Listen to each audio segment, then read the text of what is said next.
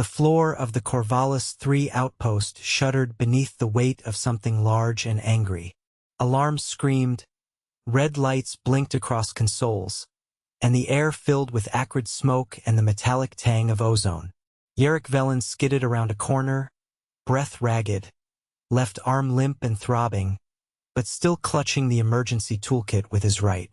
"Rovek!" he shouted, ducking as another tremor knocked loose a ceiling panel. The alien medic, tall and pendulous with an oddly glistening hide, turned from the triage table.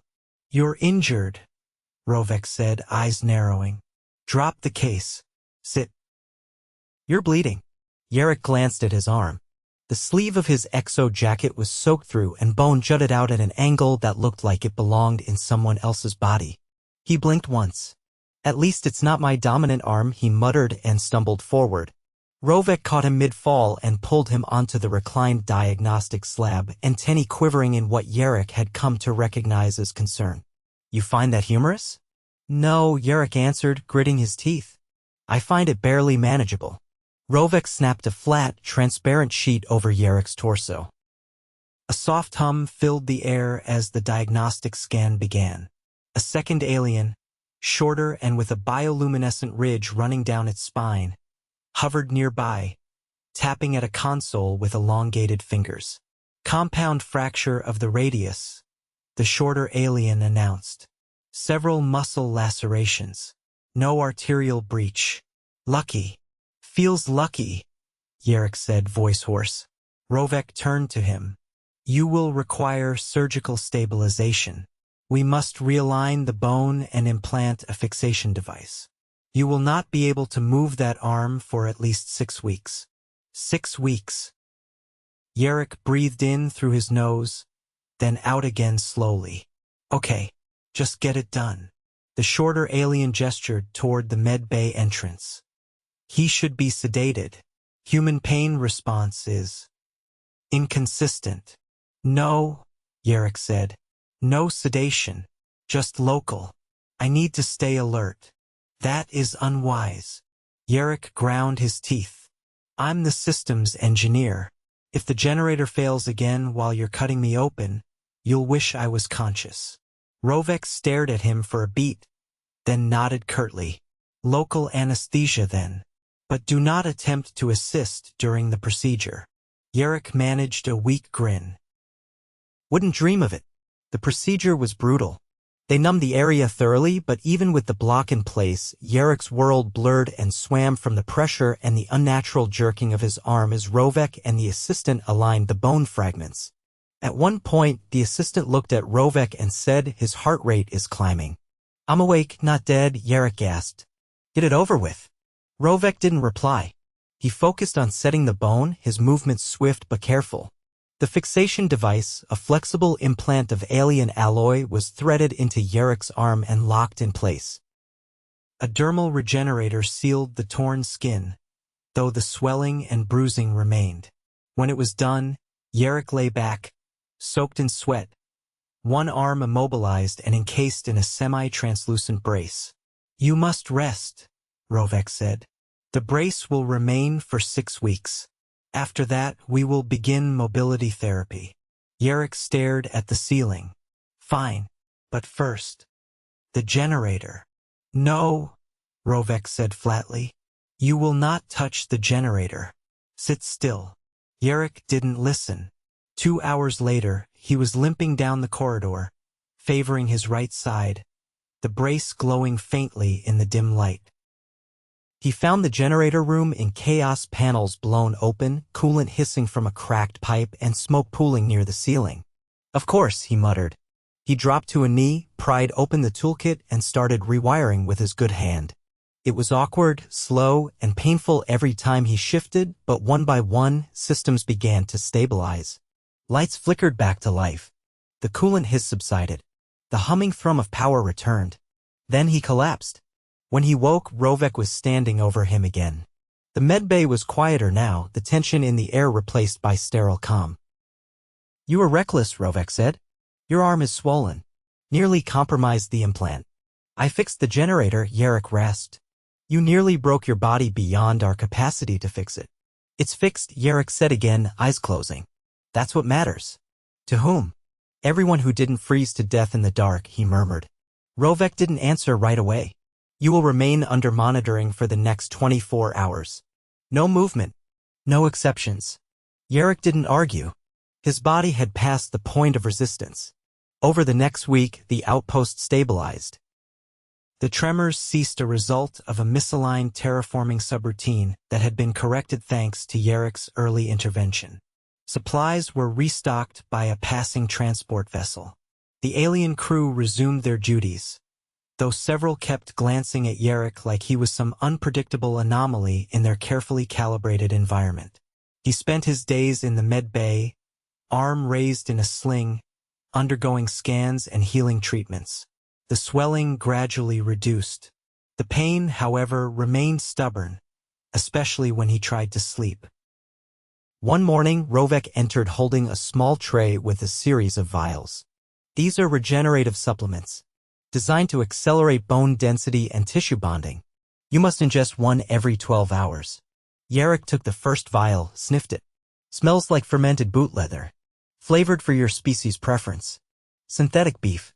That's worse, actually. He downed it anyway. By the third week, he was allowed to begin mobility exercises.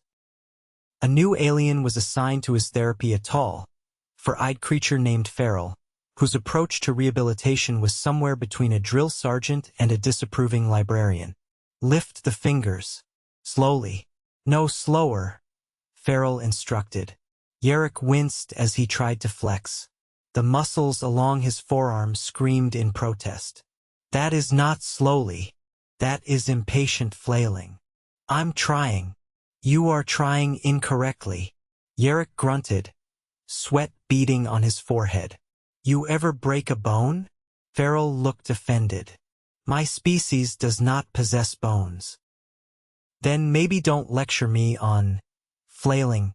Feral made a note on a pad. Unimpressed. You have 4 more sets. Then we begin grip strength testing. Yarik let his head fall back. Fantastic. Progress was slow. The implant did its job, holding the bone steady, but human biology took its time. By the 5th week, he could rotate his wrist slightly, curl and extend his fingers without agony, and even lift a small weight. He was still useless in a fight, not that he expected one. Until, of course, the distress call came. The message was garbled, but the location was unmistakable: an uncharted moon on the edge of the system. A merchant vessel had crashed, and the outpost was the closest responder. Rovek tried to argue against Yarik joining the team. You are not combat ready. You are barely medically cleared. I'm not going to fight, Yarik said. I'm going as tech support. Communications. That's it. You are still recovering. And if the comms system on that ship is fried, we need someone who can fix it. Rovek stared at him for a long moment. Finally, he handed him a thermal pack. Do not overextend. And if your arm begins to swell again, I'll report it immediately, Yarik said. He didn't. The crash site was worse than expected. The merchant vessel had crumpled into a rocky hillside, one engine buried in the soil, the hull cracked like an egg. 3 survivors. One unconscious, the others panicked and half-frozen. Yarik got to work. He patched the comms relay first one-handed, using a custom tool he'd rigged back at the outpost. Then he rerouted the power from the auxiliary batteries to the internal heaters. By the time the evac transport arrived, the survivors were stable and the ship no longer in danger of exploding. As the transport lifted off, Rovek sat beside him in the hold. You are pushing beyond safe limits again. Yarik leaned back, cradling his arm. I know. It will cost you later. I know that too. Rovek nodded slowly. You should have let us sedate you during surgery. You would have lost power 3 minutes in. Rovek's gaze flicked to the brace. You are unlike others I have treated. You're not the first to say that. Yarik smiled faintly. But I'm honestly getting tired of hearing it. You will recover fully, Rovek said. But only if you stop behaving like you are already healed. Yarik looked down at his hand, fingers twitching slightly. 6 weeks, right? At minimum. He sighed. Then I guess I'll enjoy the forced vacation a little longer. The gravity on Miletta's 4 was just light enough to make walking feel like a prolonged stumble. Yarik adjusted the weight distribution in his boots and steadied himself against the ramp support strut as the rescue vessel settled into the outpost's landing bay. The metallic groan of the stabilizers retracting echoed across the hangar like a sigh of relief. He stepped off the transport, cradling his left arm against his chest. The brace had been recalibrated for field durability after the crash site incident, and while the swelling was down, the stiffness had taken on a new, persistent edge like his bones resented being forced to cooperate.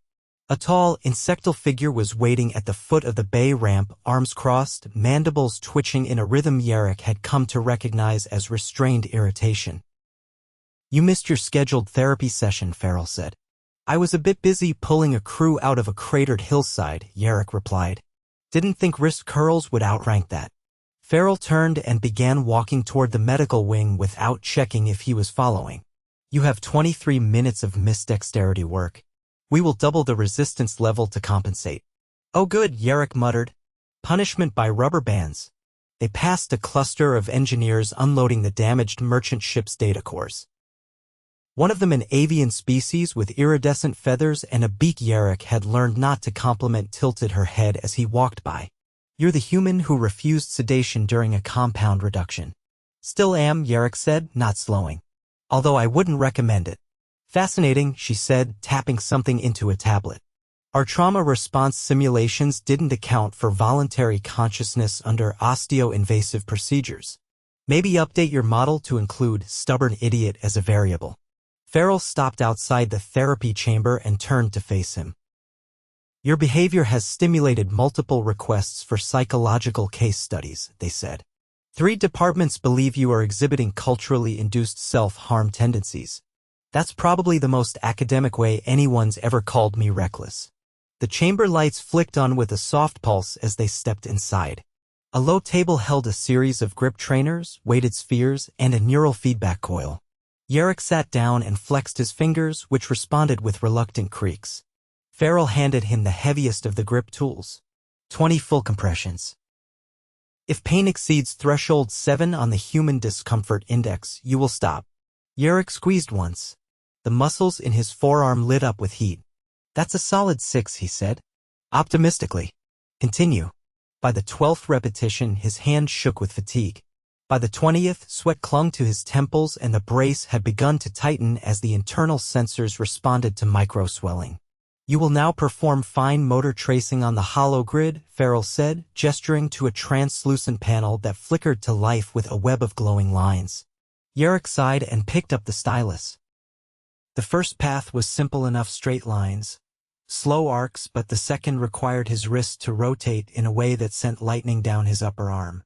He flinched. "Threshold exceeded," Farrell noted. "I'm fine." "You are not. You are exhibiting involuntary nerve reflex." "I'm not quitting over a twitch." "You are not required to quit. You are required to recover." Yarik clenched his jaw, held the stylus steady, and completed the tracing. His hand trembled when he set it down. Farrell tilted their head. "You disregard physical limitations with the assumption that your determination can override biology." Yarik leaned back and wiped his forehead on his sleeve. "Sometimes it can." Farrell studied him for a moment, then turned away without comment and began logging the session data. Later that evening, the outpost's mess hall was mostly empty. The alien dietary cycles didn't mesh well with human rhythms, so Yarik often found himself eating alone at odd hours. He was halfway through a bowl of rehydrated protein mash flavored like something vaguely Italian when Rovek entered, carrying a tray of glistening amber cubes. "You are not cleared for field work this week," Rovek said, sitting across from him without waiting for an invitation. "I'm not on the schedule. I reviewed the logs. You attempted to lift a collapsed support beam with a single functional arm." "That was a misjudgment," Yarik said, poking at his food. "I thought the fulcrum was stable. You are fortunate the brace did not fail. I reinforced it. Reinforcement does not equal invulnerability. I never said it did. You implied it by action." Yarik set his fork down. "What would you have done?" Left the crew trapped while you waited for a loader to arrive. I would have assessed the structural integrity of the debris and requested assistance. They didn't have time for a committee vote. Rovek's mandibles clicked together softly. There is a line between courage and compulsion. I'm not compulsive. You are developing a pattern of behavior that suggests otherwise. Yarik looked out the window, where the stars shimmered against the black like pinpricks in a velvet sheet. Back on Earth, he said. My brother broke his leg during a hiking trip, compound tibia fracture. We were 2 hours from the nearest trailhead. He passed out. I splinted it with tree bark, carried him 5 miles, and flagged down a ranger with a cracked radio. When the medics arrived, they told me I should have waited. Rovek didn't interrupt. I didn't wait then. I'm not going to start now. Rovek tapped one of the amber cubes. This is a protein compound from my homeworld. It promotes neural repair. You should try it. Yarik picked one up and sniffed it. Smells like wet batteries. Tastes better. He bit into it. It did not, in fact, taste better. The next day, Yarik was assigned to inspect the outpost's exterior thermal panels, an overdue maintenance task finally prioritized after a recent system hiccup nearly caused a coolant backflow. The panels were mounted along the vertical spine of the structure, which required climbing a narrow ladder shaft and navigating a walkway with barely enough clearance for his shoulders. He clipped his harness in place and activated the magnetic grips on his boots. The wind outside was thin but sharp, carrying flecks of frost that clung to his visor. He moved slowly, one step at a time, left arm secured across his chest, right hand managing the tools. Halfway to the second panel, a gust hit him broadside. He leaned into it, adjusted his balance, and continued. The panel's locking mechanism was frozen in place, and it took 3 minutes of heated pulses from his wrist torch to loosen it. Behind him, the walkway creaked. He turned. Nothing but wind and sky. Another step forward, and the panel opened with a reluctant groan. The interior was scorched, and overheating capacitor had melted part of the insulation. He pulled a replacement core from his pack and began the switch out, fingers clumsy in the gloves. The wind shifted again. This time it wasn't just wind. A shape emerged from the far end of the walkway, a quadrupedal drone. Its surface broken and twitching, one leg sparking with blue arcs. It had gone rogue during a previous test and vanished into the outpost's upper strata. Now it was back. Yarik backed away slowly, one boot at a time. The drone's targeting sensor flickered red. Of course, he muttered. You pick today. He reached for the override control on his belt, but the drone lunged fast, skittering wrong, one leg dragging. It slammed into the rail, rebounded, and charged again. Yarik ducked, twisted, and grabbed the rail with his right hand. The brace on his left flared with pressure as he tried to keep the limb immobile through the motion. The drone overshot and clipped the edge of the walkway. Yarik pulled the override module, jammed it into the drone's access port as it reoriented, and slammed the button. The drone froze. Lights blinked. Then it collapsed with a hiss of static. He sat down hard, breathing fast, heart hammering. Still not my dominant arm, he muttered. A voice crackled through his comm. Yarik, we're registering a spike in your biotelemetry. Are you injured? I'm fine, he said, staring at the inert drone. Just made a new friend. You are not authorized for combat scenarios. I didn't start it. There was a pause. Rovek is requesting your immediate return for evaluation. Of course he is. He stood, hooked the drone to his tether, and began the climb down. The wind had died, but the cold remained. The drone's carcass hit the floor of the diagnostics bay with a metallic clatter that drew everyone's attention, including Farrell's. They were calibrating a nerve feedback loop when Yarik arrived, dragging the scorched machine behind him like a stubborn suitcase. You are not to transport damaged equipment without clearance, Farrell said, not looking up. It tried to kill me, Yarik replied, nudging the drone with his boot. I figured that earned me some leeway. Farrell tapped a final sequence on the console and turned. The protocol for malfunctioning units includes containment procedures. You bypassed those. I also bypassed becoming a red smear on panel 9, he said. You want the report? Or should I draw a diagram? Rovek appeared from the adjacent chamber, carrying a compact med scanner that pulsed quietly in his palm. You were instructed to return immediately. You did not. I got here straight from the lift. You stopped to retrieve the drone. Yarik leaned against the wall, flexing his fingers carefully. It's evidence. Rovek activated the scanner and passed it across Yarik's torso and up to his shoulder. Inflammation increased. Circulatory strain elevated. Your heart rate suggests exertion beyond the recommended threshold. That's what climbing a vertical scaffold with a homicidal toaster behind you does. You should have called for extraction. I did, Yarik said. You just didn't answer fast enough. Farrell crouched beside the drone and began inspecting the damaged parts. Its control module is intact. With minor repairs, we can access its last autonomous command set. Good, Yarik said, rubbing his temples. Maybe then you'll believe it wasn't just me being clumsy. No one implied that, Rovek said. But your judgment remains erratic. I pulled the override and stopped a berserk robot with one working arm, Yarik said. That's not erratic. That's effective. Rovek pocketed the scanner. You're due for a full musculoskeletal evaluation in 20 minutes. Can we move it to 30? I need to eat something that isn't a cube. No. Farrell stood, holding a small piece of the drone's casing. This was sliced deliberately. Tool marks suggest sabotage. Yarik straightened. You're sure? Farrell held the fragment up. A clean incision, not consistent with collision damage or degradation. Someone modified this unit. Rovek looked at Yarik. You're not authorized to investigate further. I'm not trying to solve a mystery, Yarik said. I just want to make sure I'm not the only one it tries to kill. Farrell placed the fragment into a containment tray. I'll run a forensic scan. If there's residue from foreign instruments, we'll know. Then I'll be in the med wing, Yarik said, exhaling through his nose. Again.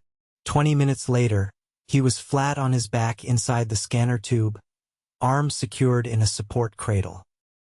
The machine whirred around him, projecting a rotating image of his skeletal structure above the console. Rovek reviewed the readout, brow ridge furrowed slightly. You've begun developing compensatory muscle tension in your right shoulder. Overuse. Because I've got one arm that still works. If you continue favoring it, you'll destabilize your spine alignment. Yarik tilted his head. I'd love to favor both arms, but one's been stapled together with alien paper clips. Rovek turned the display, highlighting a section of the bone. The implant is holding. But you've strained the surrounding tissue again. I only used it to brace once. Briefly, you lifted a drone carcass. I dragged it. You lifted it to place it on the diagnostics table. Semantics. You need to stop. Yarik sat up slowly, legs dangling off the table. I will. Just let me help identify who tampered with that drone. That's not your role. I'm the only one it attacked. Which may be why you're not the one who should investigate. Yarik stared at the floor. What if it's someone on the crew? Rovek didn't answer. The silence stretched. Finally, he said, let Farrell handle the analysis. If they discover foul play, we'll escalate. Yarik stood. Fine. But if another drone pounces on me, I'm bringing it back in pieces. Over the next 2 days, he kept to the med wing, reluctantly following his therapy schedule. Farrell increased the resistance loads and introduced a set of tactile tasks involving delicate manipulators and tiny magnetic coils. Yarik struggled at first, knocking the pieces out of alignment with jerky movements, but by the 4th trial he could guide the coil into place without overshooting. You're improving, Farrell said, relative to your previous performance. Thanks for the roaring endorsement. Farrell adjusted the feedback pad. Your grip strength is at 40% baseline. You'll regain function gradually, assuming you stop participating in sabotage investigations. Technically, I never started. Farrell's eyes flicked toward him. Semantics. The forensic results came back that evening. Farrell called him to the diagnostics bay without explanation. When he arrived, they were standing over the drone, now suspended in a magnetic field with its casing peeled open like a dissected insect. Found anything? Farrell gestured to a holographic overlay. This incision matches a Vibra tool from Maintenance Locker 6. That locker is accessed via genetic key by only 2 individuals. Who? Yourself and Tech Chief Loras. Yarik blinked. I didn't touch that locker in over a month. I've been in the med wing since the arm snapped. Farrell nodded. That narrows it considerably. Loras was a bipedal species with a crystalline exoskeleton and a voice like glassware clinking. When confronted, he blinked his lidless eyes and said nothing for several seconds. I disabled the safety protocols, he admitted eventually. But not to cause harm. Then what was the goal? Yarik asked. I was testing the override filter's resilience. I didn't know it would engage autonomously. You left a weaponized drone wandering the exterior wall. It was supposed to shut down within 5 minutes. You didn't tell anyone? I was going to. When? After it took someone's leg off. Loras lowered his head. It was a mistake. Farrell turned to Rovek, who had joined them mid-conversation. Recommendation. Loras will be removed from all systems access for the remainder of the cycle, Rovek said, and assigned to internal-only duties. Yarik crossed his arms. That's it. He's already admitted fault.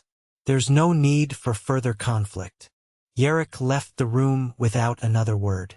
The following morning, he took the long route to the med wing, passing the auxiliary engine bay. It was quiet, only the steady hum of cooling systems and the occasional whir of auto-calibration arms. He paused and flexed his left hand. The fingers curled, slower than he liked, but without pain. Back in the therapy chamber, Farrell had set up a new task, threading thin cables through microports. It required precision and patience, neither of which Yarik had in abundance. Start from the center, Farrell said. Let the tension stabilize before you move. He threaded the first cable, hands steady. The second slipped once, but he recovered. The drone issue's closed, right? Yes. And Loras? He's in data archival. No contact with machinery. Then I guess we're done chasing ghosts. Farrell handed him the final cable. You are not yet done healing. Yarik slid the cable in with a quiet click. One thing at a time. 3 weeks later, the brace came off. His arm, thinner and paler than the other, still bore faint lines where the support had pressed into skin. But when he lifted it slowly, testing the range, it moved without protest. You'll need to rebuild strength, Rovek said. But structurally, you're sound. Yarik flexed his hand. Feels weird. Like it's not mine.